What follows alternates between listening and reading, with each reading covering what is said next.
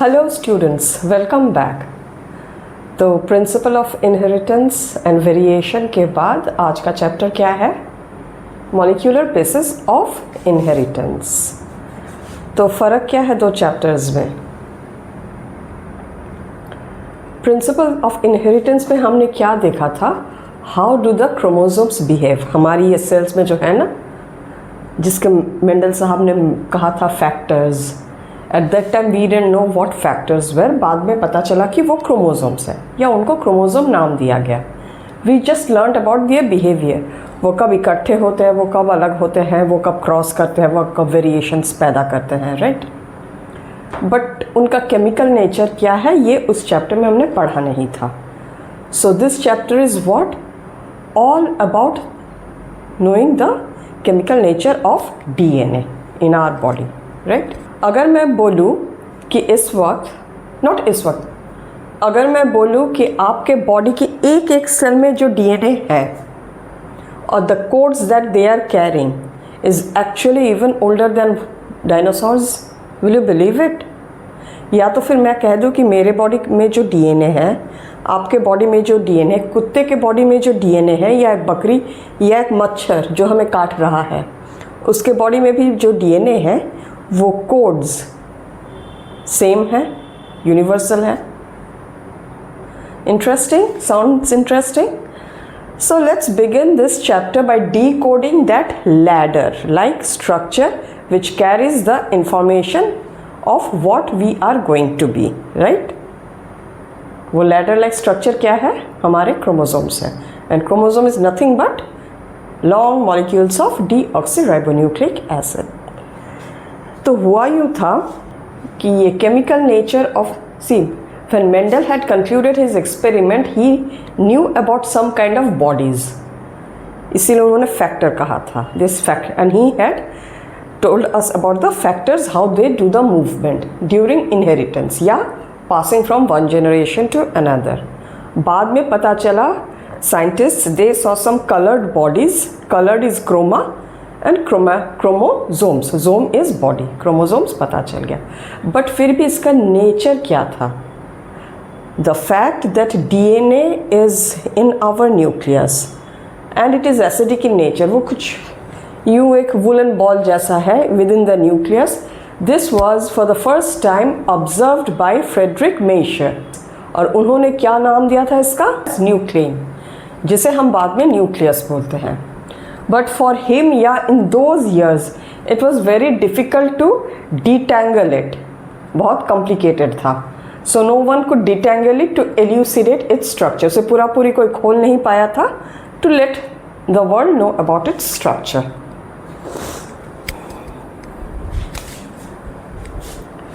तो 1865 से हम आते हैं straight with 1953. Watson and Crick, they proposed the famous double helix model for DNA. What did they base it on? Based on X-ray diffraction data of chromosomes by Maurice Wilkins and Rosalind Franklin. Okay? And second is Erwin Chargaff's rule. So what is this? ये क्या है? X-ray diffraction में क्या किया जाता है?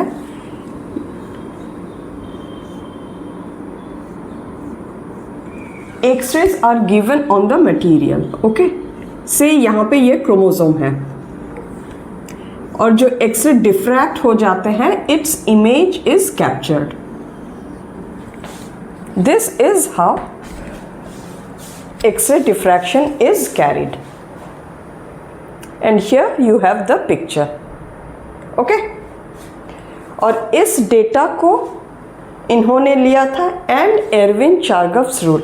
ये rule क्या है ये हम बाद में पढ़ेंगे. And then they propose this famous double helix model. This is one of the biggest contribution in genetics, and the next very big discovery is knowing the nucleotide sequence of human genome. Okay, human genome project वो भी है. ये दो बहुत ही interesting fact topics है इस chapter के, और बीच में भी बाकी बहुत कुछ है. So let's begin with the structure of DNA molecule. लेकिन वो start करने से पहले कुछ और इधर उधर की बातें. नेसेसरी बात है। So by now we all know what कि न्यूक्लिक एसिड्स दो तरीके के होते हैं, एक डीएनए और दूसरा आरएनए, राइट? तो what do we know? DNA is the genetic material for most of the organisms. This is the genetic material for most of the organisms, and RNA is the genetic material for few. कहाँ देखने को मिलता है? In some viruses. And let's look at two examples. TMV या tobacco mosaic virus and Q bacteriophage. और genetic material और DNA सब में including viruses also, exceptions जहाँ पे RNA होता है. But DNA, we all know that it is double stranded. But कहीं पे single stranded भी हो सकता है, and there as a single strand it acts as the genetic material. Double stranded DNA हर किसी में ही होता है, single stranded जहाँ होता है some viruses. One such example is 5174 bacteriophage. Okay. तो डीएनए, अब हमारा फोकस आरएनए में कम और डीएनए में ज़्यादा रहेगा पहले. आरएनए और डीएनए का स्ट्रक्चर काफ़ी हद तक सिमिलर है. फ़र्क है कि ये डबल स्ट्रैंडेड है, इसमें शुगर मॉलिक्यूल अलग है और इसमें एक नाइट्रोजनस बेस अलग है. और ये सिंगल स्ट्रैंडेड है, इसका राइबोज शुगर होता है तो शुगर मॉलिक्यूल भी अलग है और यहाँ पे यूरासिल होता है. Okay, so let's first come to DNA. DNA का लेंथ हम कैसे डिस्क्राइब करते हैं?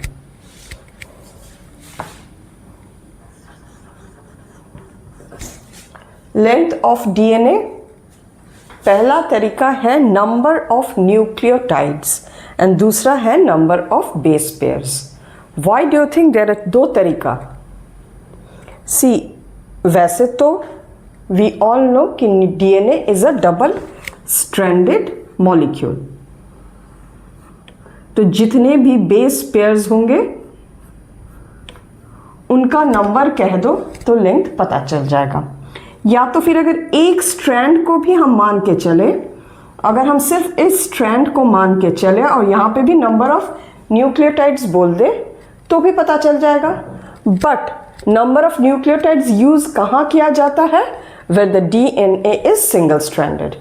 जैसे एग्जाम्पल है दिस. इसका लिंक क्या है? It is given in your book. इसका है 5386 न्यूक्लियोटाइड्स. क्लियर? और नंबर ऑफ बेस पेयर में जैसे लैम्डा बैक्टीरियोफाज का दिया हुआ है 48502 न्यू बेस पेयर्स. 48502 या 48,502 बेस पेयर्स.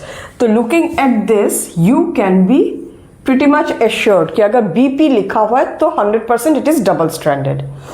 डबल स्ट्रैंडेड में न्यूक्लियोटाइड का भी दे सकते हैं, बट अगर न्यूक्लियोटाइड दिया हुआ है सिर्फ length of nucleotide, chances are कि वो सिंगल स्ट्रैंडेड है. ओके, इसके अलावा दो और डेटा है. One is for E coli where it is 4.6 into 10⁶ base pairs और ह्यूमन हैप्लॉइड कंटेंट मीन्स जहाँ पे 23 क्रोमोसोम्स हैं और 22+X या 22+Y.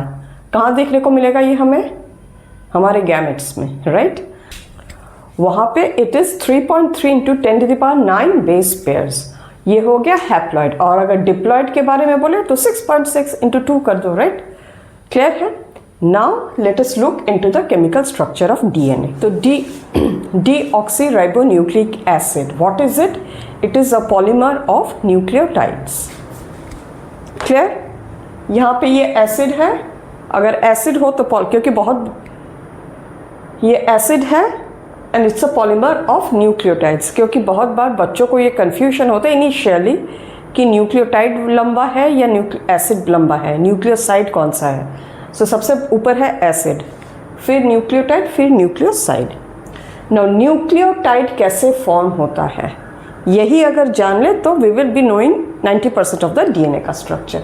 Nucleotide is formed by the condensation of a sugar molecule, a nitrogenous base and phosphoric acid.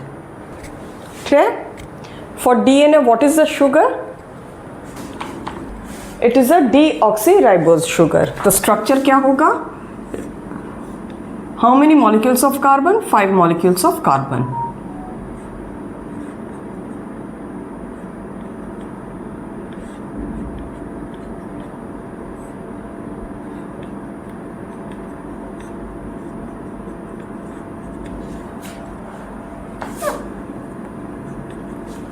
Clear?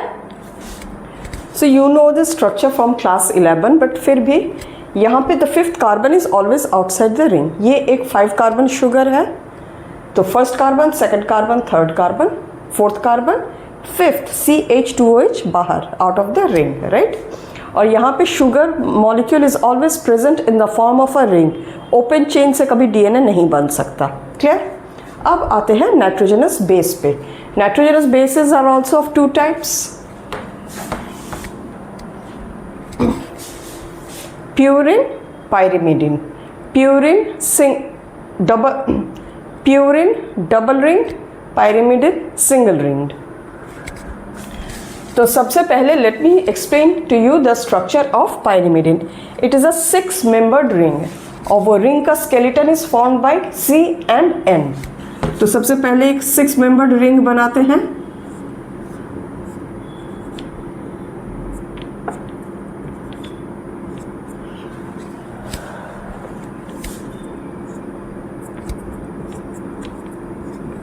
Clear? हमेशा nitrogen is here. अब जहां nitrogen होता है काउंटिंग वहीं से शुरू होती है। So in pyrimidine ring is a single structured ring, nitrogen at first position, and at third position. If you start counting from here, this is 1, 2, 3. If you start counting from here, please pay attention. 1, 2, 3. तो first and third position पे nitrogen होता है, right?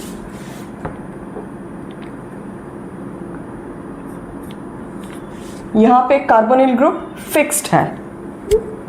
ऊपर इसको अभी इसको मिटा देती हूँ। अगर एक अमाइन ग्रुप हो गया, यहाँ पे एक डबल बॉन्ड, तो दिस बिकम्स साइटोसिन। क्लियर? फिर से इस रिंग स्ट्रक्चर को लेते हैं।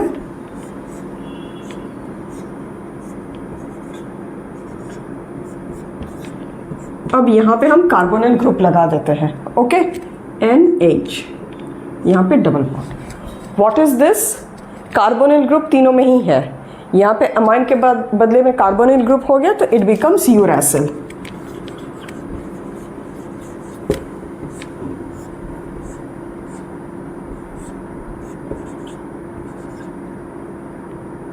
यहाँ पे अगर CH3 एक एडिशनल हो जाता है, देन इट बिकम्स थाइमीन।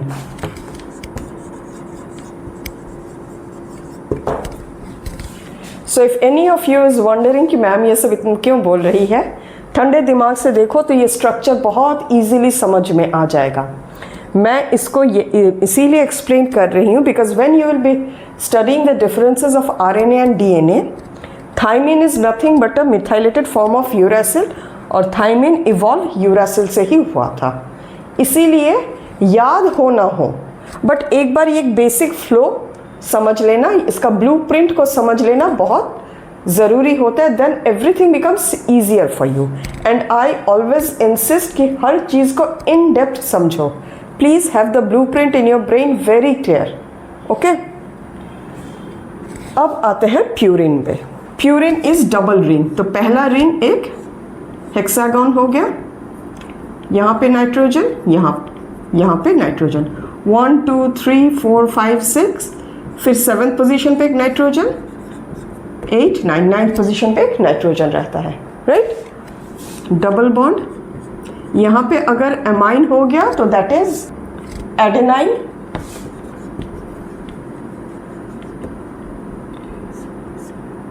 और वही इस तरफ फिर से एक हेक्सागोनल रिंग बना लेते हैं।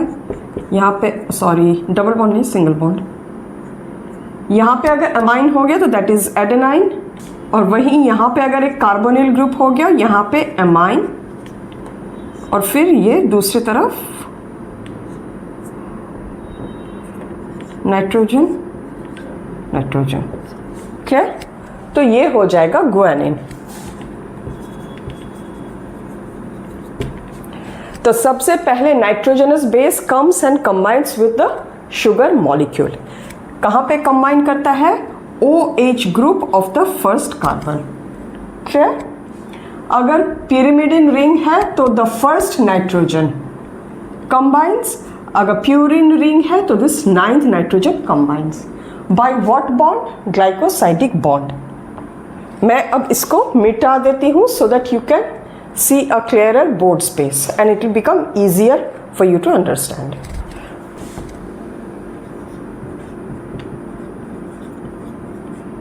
Two-ringed nitrogen at 1, 3rd, 7th and 9th position.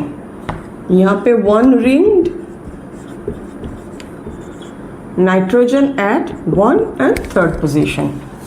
तो OH group of this plus nitrogen of 3rd position of pyrimidine PYR in short लिख रहे हूँ, या nitrogen eight 9th position of purine combined by a bond which is called glycosidic bond.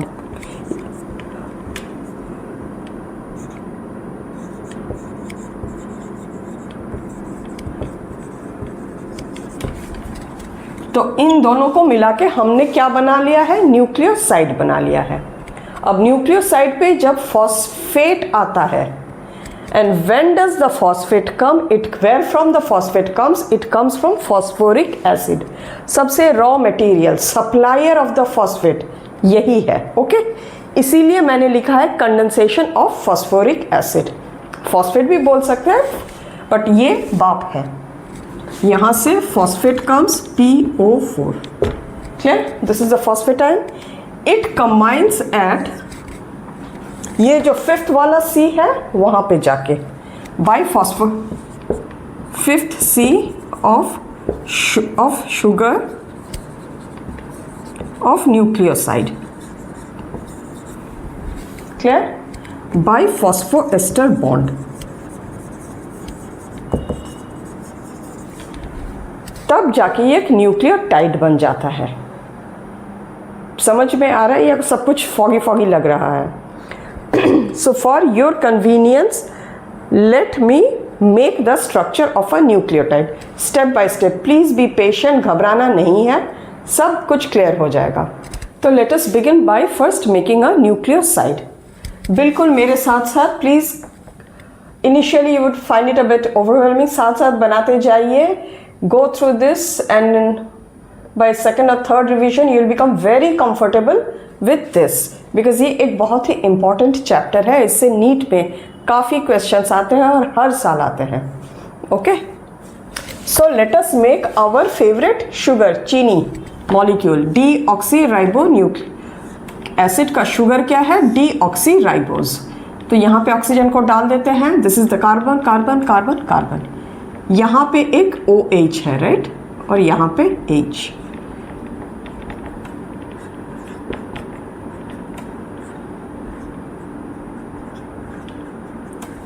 तो सबसे पहले एक single ring को लाते हैं. So let us bring a single ring. Cytosine को लाते हैं, यहाँ पे जोड़ते हैं. तो जब साइटोसिन आएगा अल्कोहल चला जाएगा. Here you have a C, right?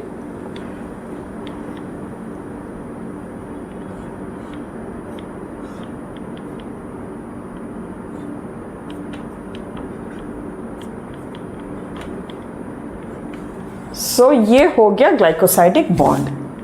तो C एंड C ये हो गया हमारा ग्लाइकोसाइडिक बॉन्ड. क्लियर है? तो this is a sugar nucleoside.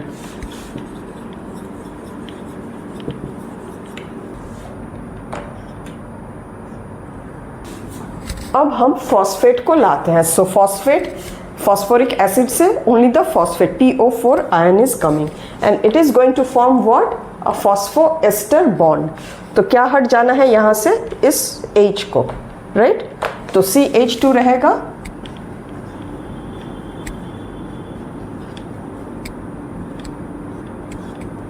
OH यहाँ से हट गया, PO4 का phosphate आके जुड़ गया. Now what we have is a nucleotide. So this is the 5th carbon, right? तो ये इसका 5th डायरेक्शन हो गया and this is the 3rd carbon, तो ये इसका 3rd डायरेक्शन हो गया। क्लियर? अब अगर ये इस न्यूक्लियोटाइड से दूसरे न्यूक्लियोटाइड को आके लगना है तो what will happen? At that time there will be a phosphodiester bond.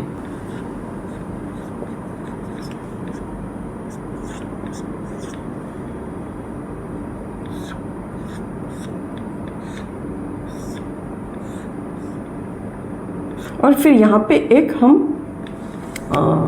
और एक रिंग को लगा देते हैं। यहाँ पे साइटोसिन है तो यहाँ पे थायमिन ऐड कर देती हूँ। Okay, and just to keep it simple I am writing the name and drawing a single ring. Clear है? तो तब क्या, this is the 5th end, this is the 3rd end. अब इसका ये इसका 5th एंड हो गया because the 5th carbon is here. यहाँ पे फ्री अल्कोहल है, this is the 3rd end. तो whenever you are given a nucleotide chain या a nucleotide polymer, मतलब एक से ज़्यादा न्यूक्लियोटाइड जिस पे लगा हुआ है, how will you decide which is the 5th end and which is the 3rd end? The end जहाँ पे phosphate free है, that is the 5th end, और the end जहाँ पे alcohol free है, alcohol group. So this is the free end, that is the 3rd end, right? तो हमेशा phosphate whenever the polymer is being formed हमेशा 3rd and पे जाके ये लगता है। क्लियर है? सो यहाँ पे एक डाइएस्टर बॉन्ड हो जाता है, यहाँ पे सिर्फ एक एस्टर बॉन्ड। नाउ यही अगर एक डबल रिंग हो जाए, कोई पैरामिडिन आ जाए, लाइक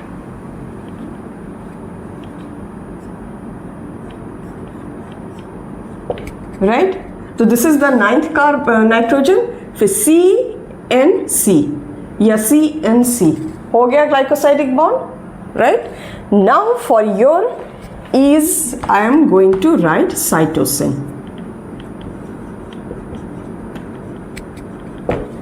हो गया? तो ये हो गया एक तरफा डीएनए का एक वाला स्ट्रैंड। अब दूसरे वाले स्ट्रैंड पे चलते हैं। ये अगर 5:3 है तो ये 3:5 होना है। वेरी इजी, शुगर मॉलिक्यूल को उल्टा कर दो। तो शुगर मॉलिक्यूल को हमने यहाँ उल्टा कर दिया है, तो अब ये फर्स्ट पोजीशन हो गया, ये साइटोसिन है। अब डीएनए में क्या है? कॉम्प्लीमेंट्री बेसिंग, सॉरी डीएनए में क्या होता है? Complementary base pairing, which means a purine is always going to pair with a pyrimidine and a pyrimidine is always going to pair with a purine. Purine pyrimidine कभी pair up नहीं करता. That is the complement. तो what is cytosine? Is it a purine or is it a pyrimidine? Cytosine is a single ringed pyrimidine. तो इस तरफ एक double ring purine आने वाला है। तो साइटोसिन हमेशा पेयर्स अप विथ गुआनिन, तो मैं इसको गुआनिन के लिए डबल बॉन्ड रिंग कर देती हूँ। क्लियर है?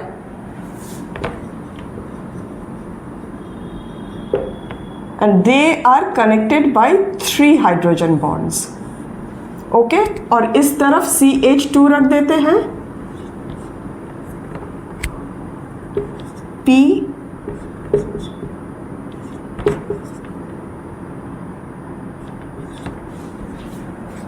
हो गया ये, तो और इस तरफ एक OH रख देते हैं।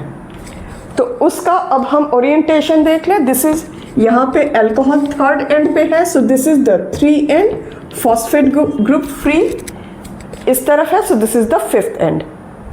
तो ऐसे ही 2 स्ट्रैंड्स बनेंगे।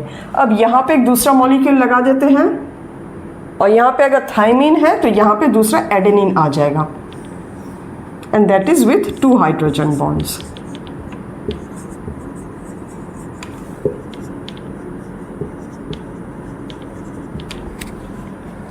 अब अगर यहाँ पे कुछ लगना है तो 5th एंड दूसरे वाले न्यूक्लियोटाइड का यहाँ पे आके लगेगा। ओके, तो वहाँ पे भी 3rd एंड से लगते लगते जाएगा। मैं इसको और थोड़ा छोटा कर देती हूँ, लिख देती हूँ एडेनिन। ओके, और यहाँ पे फिर से CH2 लिख देती हूँ, यहाँ फिर से PO4। क्लियर है? तो इसी तरह से बनता जाएगा। तो बच्चों ये समझ में आ रहा है? अगर ये समझ में आ रहा है तो इसी बात पे एक लाइक बनता है। नाउ ये हो गया, ये हो गया डबल स्ट्रैंड, ओके। और ये जो प्लेन ऑफ द बॉन्ड्स है और प्लेन ऑफ द न्यूक्लियोटाइड्स है, यही बिल्कुल एक दूसरे के ऊपर लैडर के स्टेप्स जैसा स्टैक्ड रहता है। And these hydrogen bonds and this stacking up one above the other is what gives stability to the double helical structure. और हमेशा 3 bonds between C and G, 2 bonds between T and A। और यही वाला बात is dependent on, is based on what Chargaff says. Chargaff rule says that in any nucleic acid, in any nucleic acid, the amount of cytosine, thiamine, pyrimidine and purine is going to be equal, which means A plus T is equal to G plus C, right? किसी भी 2 strand का पूरा हिसाब किताब मिला के। And A is equal to T, G is equal to C। इनके quantities हमेशा एक ही होने हैं, द रेशियो, सॉरी, इनके रेशियोज हमेशा एक होने हैं। So far we have learned how a nucleotide is made, how one strand is made, and then how 2 strands are joined. 2 strands में हमेशा याद रखना कौन अंदर की ओर होता है, द न्यूक्लियर बेस। और ये शुगर एंड फॉस्फेट बॉन्ड जो होता है, sugar and phosphate, this forms the backbone of the strand, और नाइट्रोजनस बेसिस अंदर की ओर। क्लियर है? Sugar phosphate, sugar phosphate, sugar phosphate, again the skeleton या द बैकबोन, नाइट्रोजनस बेस अंदर। यही सब बातें डबल हेलिकल मॉडल का भी पार्ट है। एडिशनली वहाँ पे क्या कहा जाता है, क्या कहा गया है कि ये जो डीएनए मॉलिक्यूल है, it is called in a right handed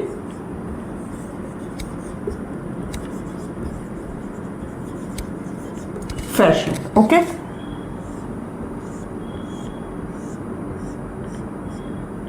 and this is called one turn या one peach. 1 2 3 4 5 6 7 8 9 10।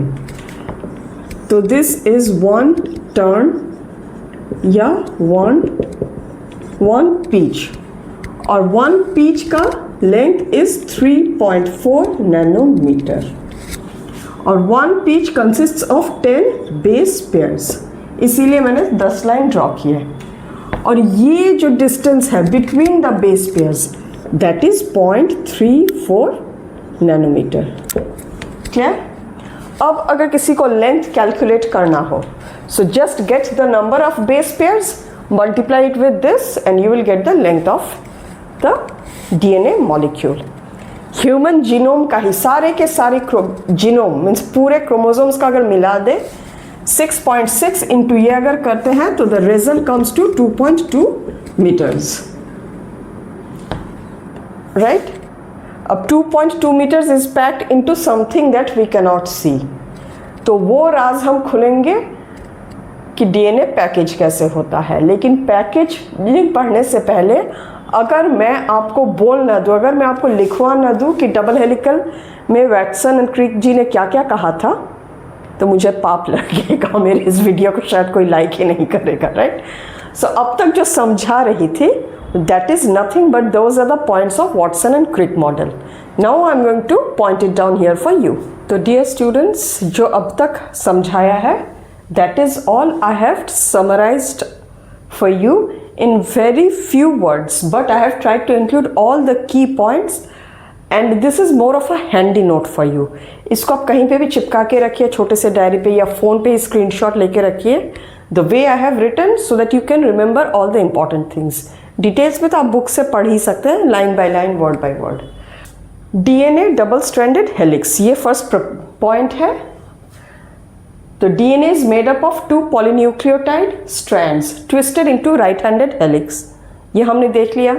Anti parallel strand, 2 strands run in opposite direction, एक 5:3, एक 5:3, दूसरा 3:5। Backbone structure, who forms it? The sugar and phosphate, that forms the backbone. Nitrogenous bases DNA में क्या है, ATGC, project inwards, helix के अंदर की तरफ। आरएनए और डीएनए में फर्क खाली इस टी का होता है, राइट, वहां पे it is uracil. Base pairing, Chargaff's rule, A is to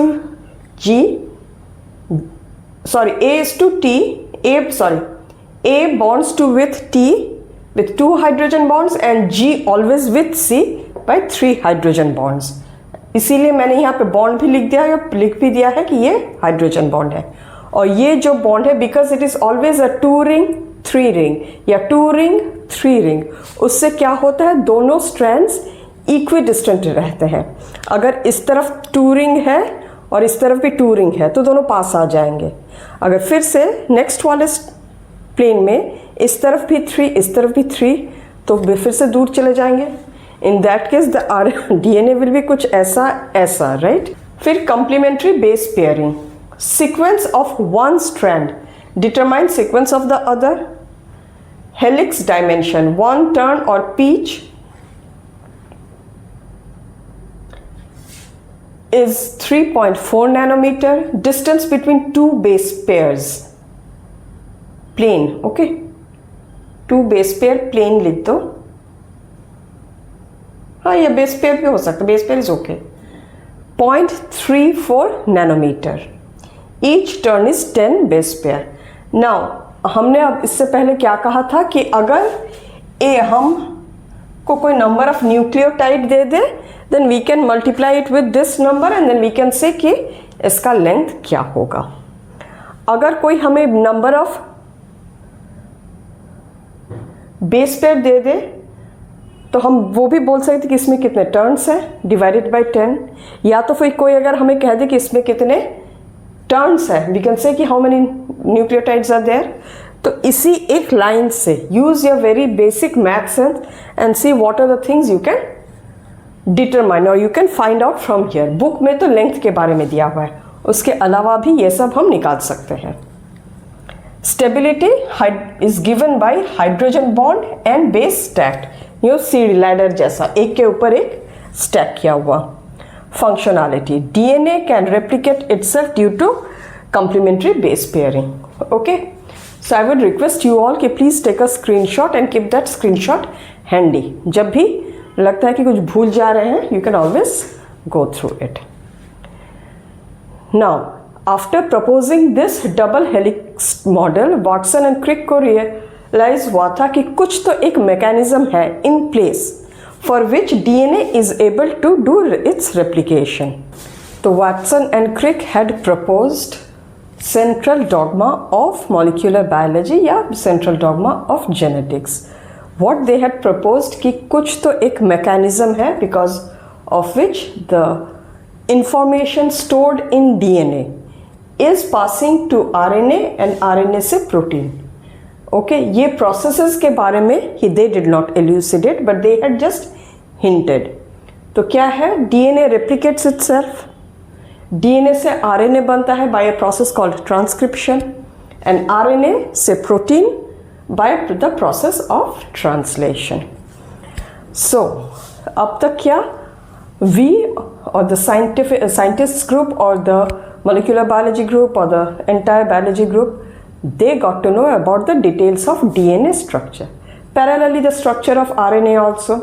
Now they had this knowledge कि DNA genetic material in most of the organisms में होता है, right? RNA भी कुछ कुछ viruses में होता है।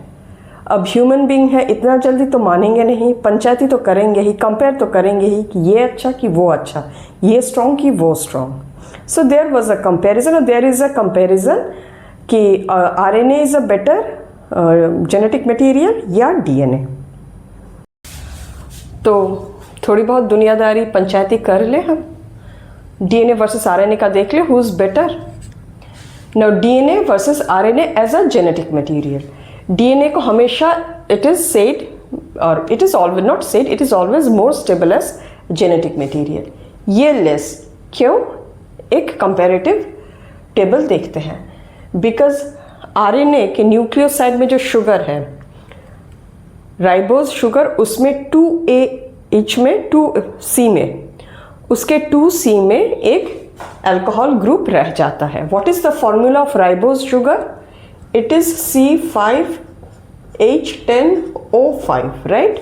और डीऑक्सी का C5H10O4. एक ऑक्सीजन कम रहता है बिकॉज सेकंड पोजीशन में, इसके शुगर के सेकंड पोजीशन में अल्कोहल वाला O नहीं रहता, अल्कोहल ही नहीं रहता, तो O कैसे रहेगा? Remember in class 11 you had done the structures. So that is why यहाँ पे वो ऐसा कुछ नहीं रहता. That gives it stability. Thymine makes it more stable. Uracil makes it less stable. Now, when evolution जब जैसे जैसे हो रहा था, uracil was the first, वो evolve पहले हुआ था, वो पहले आया था. Okay, that nitrogenous base. उसी पे मिथाइल लग के methylated uracil is nothing but thymine. तो uracil से evolve होके thymine आया. तो evolve जब हुआ, ये ज़्यादा stable nitrogenous base है. RNA is a catalytic molecule also. अभी हम RNA का और क्या क्या फंक्शंस है वो भी देखेंगे. So RNA in many places it works as a catalyst. अब कैटालिस्ट है तो वो रिएक्ट तो कर जाता है जल्दी से. DNA वही चुपचाप शांत स्वभाव का स्टेबल रहता है. DNA has a double strand. अब डबल स्ट्रैंड जब बोल रही हूँ, please remember hydrogen bond and base pair stacking, वो दोनों यहाँ पे इंक्लूड हो जाते हैं. And complementary base pairing gives it more stability. यहाँ पे तो ऐसा कुछ नहीं है, so it's more vulnerable, right?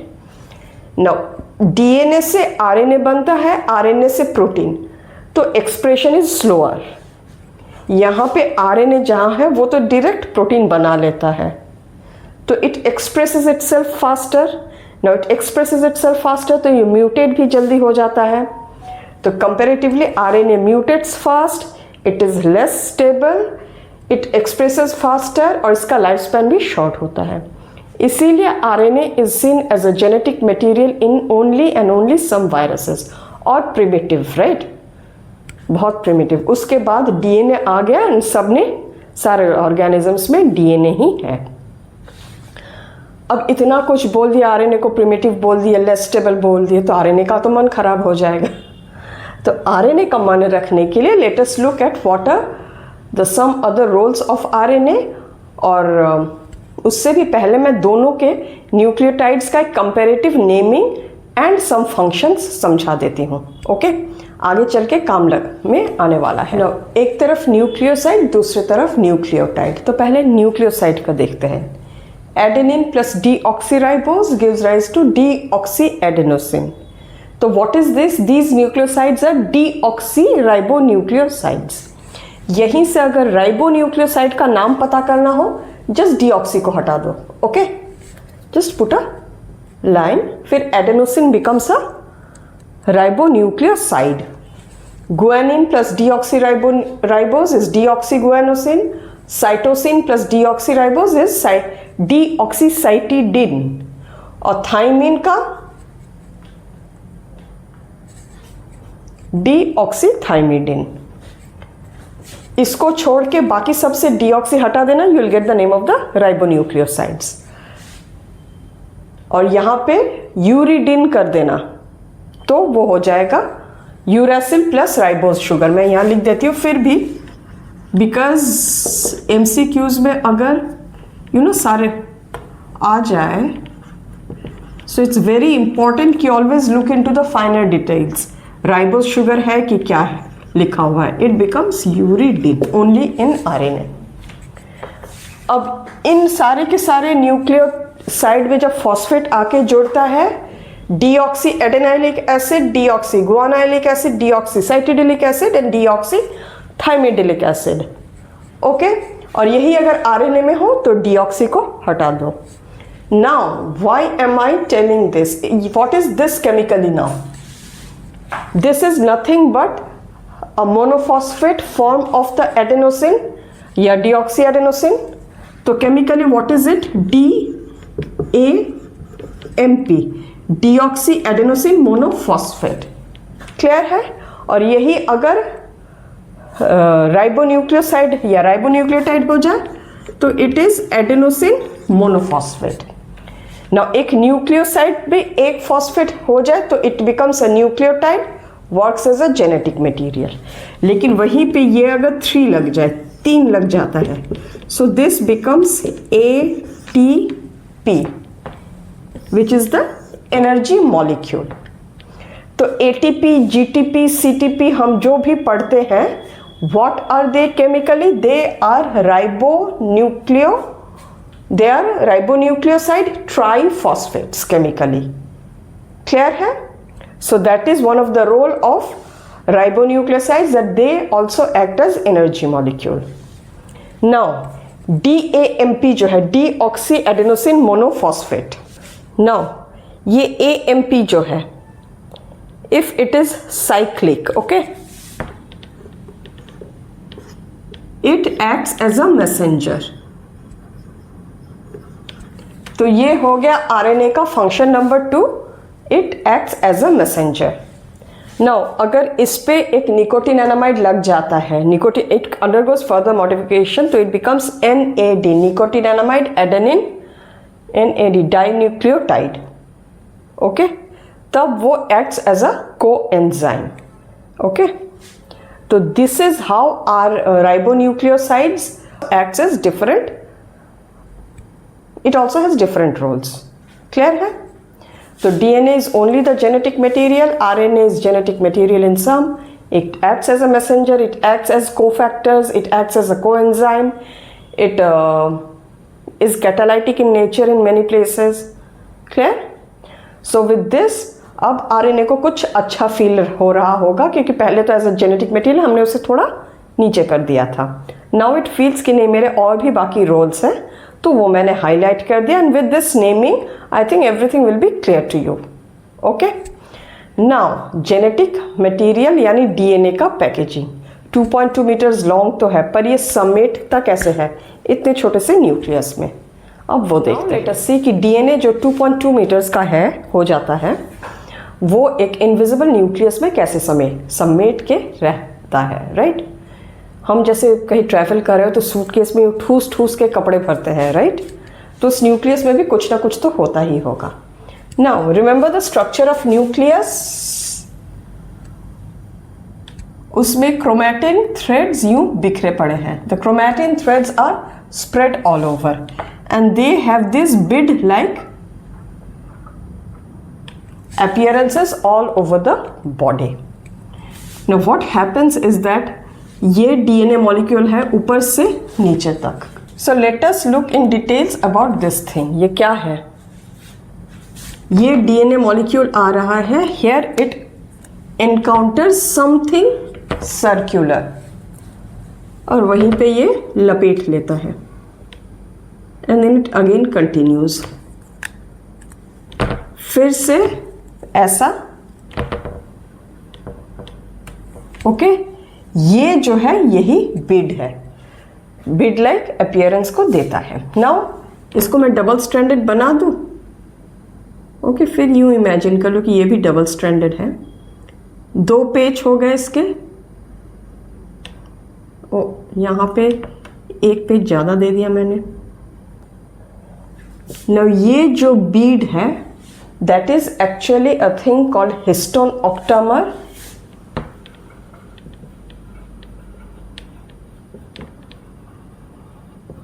plus DNA and that is called nucleosome।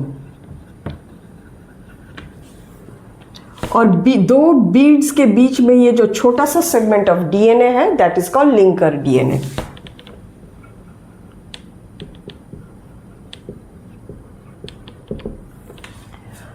अब यही region it stains very dark, जब स्टेन किया जाता है इसे हेटेरोक्रोमैटिन बोला जाता है। यहाँ पे दिस इज द हेटेरोक्रोमैटिन और यहाँ पे replication takes place very late in the S phase and this stains light and this is the euchromatin. तो बेसिक क्या प्रिंसिपल फॉलो करता है, इतना लंबा सा एक थ्रेड हो, अगर समेटना हो तो इस जैसे स्पेन में हम समेट लेंगे, ओके, वैसे ही वो बीड्स में अपने आप को समेट लेता है। Now DNA is what? Deoxyribonucleic acid. What gives it the acidic character? The phosphate group, right? और इसमें नेगेटिव चार्ज होता है, that makes the DNA negative. अब ये octamer क्या है? These octamers are also made up of histone proteins which are positively charged and basic in nature. क्योंकि opposite होगा तब भी तो they will attract each other and they will stay together, right? तो histones are basic proteins positively charged and इसमें acidic भी लिख देती हूँ. Basic protein rich in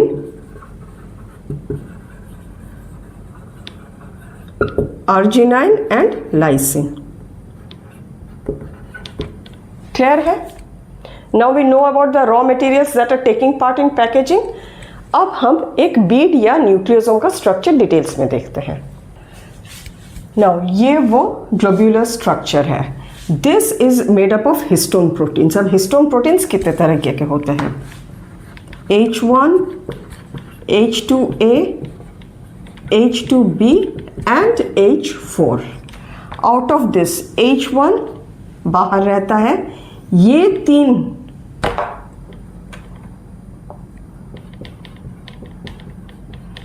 and H3 में, ओके, ये जो प्रोटीन्स है ये अंदर रहते हैं. Each protein twice. तो दो आप इमेजिन कीजिए H2A है, फिर दो H2B, फिर दो H3, फिर बाकी के दो H4, H4. क्लियर है? सो 2 + 2 + 2 + 2 octamer. सो ये जो ग्लोब्यूलर स्ट्रक्चर है या द बीड जो है that is actually form of 1, 2, 3, 4 proteins, and each protein globule repeats itself 2 times. That is how this octamer is formed. And this is the double helical DNA molecule. It is going through actually 1.75 turns. But आपके book में 2 turn दिया हुआ है, which is also okay. And this is the H1 histone molecule protein.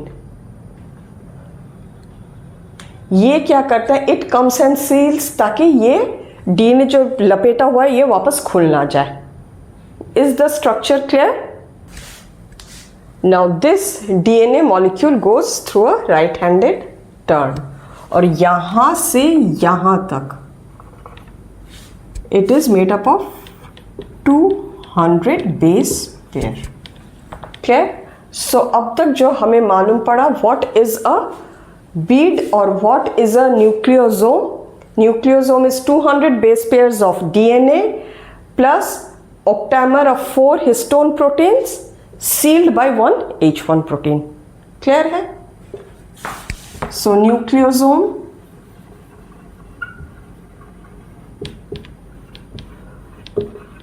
(200 base pair plus 4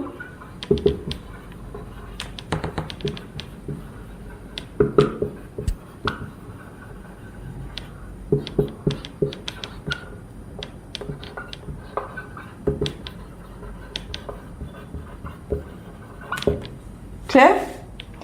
अब ये base pair सारे के सारे यहाँ नेगेटिव, ये positive, that attracts, there is hydrogen bonding and ionic bonding and other things. वो chemical bonding is not a part of your syllabus, so be happy. That is how it gets shortened. इसके अलावा भी और higher level packaging के लिए non histone proteins की ज़रूरत पड़ती है. फर्दर पैकेजिंग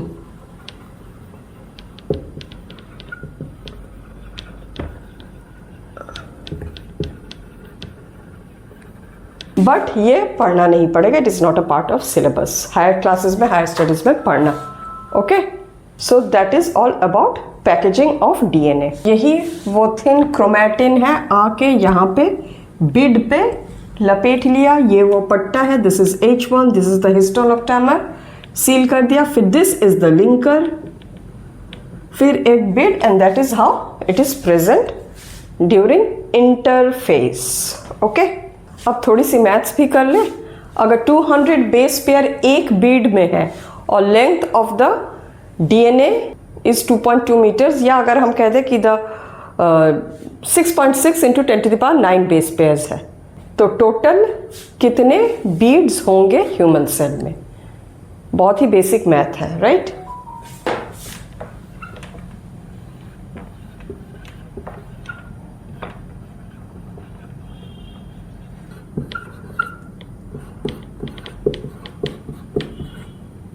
ये कर ले तो डिवाइड करें तो क्या हो जाएगा, ये 3.3 और यहाँ से 7 is equal to 3.3 into 10⁷ beads are there in human genome. Clear? So with this we are done with everything about DNA that is given in your syllabus. तो बाकी खाली एक ही चीज़ रह जाता है, which is packaging of DNA in prokaryotes. Okay? तो DNA in prokaryotes cytoplasm में होता है, न्यूक्लियस तो वहाँ होता नहीं है, और ऐसा नहीं है कि वो पूरे साइटोप्लाज्म में फैला के रहता है। We have seen in the diagrams of prokaryotic cells कि वो एक जगह as a woolen mass रहता है, right? So that is also packaging. वहाँ पे हिस्टोन प्रोटीन्स जो टिपिकल यूकेरियोटिक सेल पे पाए जाते हैं वैसा प्रोटीन्स नहीं होता, बट क्या प्रोटीन्स होता है वहाँ, लेट्स सी। सो ये लेट्स अज्यूम कि ये एक प्रोकैरियोटिक सेल है और क्रोमोसोम जो है वो यूं फैला नहीं, एक ही जगह ऐसा है, and it gives a dense appearance जिसे कि हम न्यूक्लियोइड बोलते हैं, right? So what is that part? ये हो गया double stranded DNA, and these are NAP, nucleoid associated protein. ये पॉजिटिवली चार्ज होते हैं